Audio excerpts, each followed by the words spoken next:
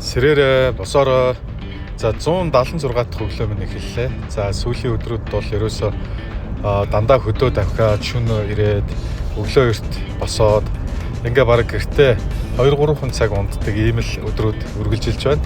За ингээ өглөөний дасгалаа хийж босоод ирсэн ээж нэг сайхан октодтой нийлээд кек хийсэн байлаа. За тэрнээс амсчаад гэрээрээ хөзөрж байгаа хооронд за хантайшрын нуруунд урд одоо жонгийн модонд манай одоо тэнд байдаг танилуд маань дуудлаа. За тийшээ одоо хантайшрын нуруу руугаа хөдлөө аавах мэт гурав. За энэ харагдж байгаа мод бол заврын мод. За хүүхэд байхад аав ээжийн ажлын газрынхаа ийшээ зугаалдаг хүүхдүүдэд авч явдаг маш их дурсамжтай сайхан ийм одоо манай аймагаас харагддаг одоо түүхтэй домогтой ийм сайхан мод байдаг. За ингээд хээр гарчаа цаахан гар дээрээ сунаалт хийчээд за угнаахтайгаа хамт явсан. За угаахынхаа хадминд очичоод ингээд Монгол гэрт одоо унтах амрах маш сайхан байлаа.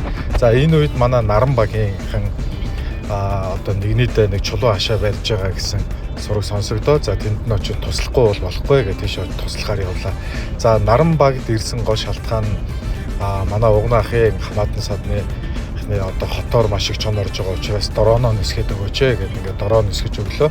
За ингээд чулуу хашаанд нь туслаад бүтэн нэг өдөр сайхан хантайшрын нуруундаа амарсан аялсан өдөр ийхүү өндөрлж байна. За манай хантайшрын нуруу бол бас л алтай нурууны томоохон үргэлжлэл ийм сайхан ангаа байдаг.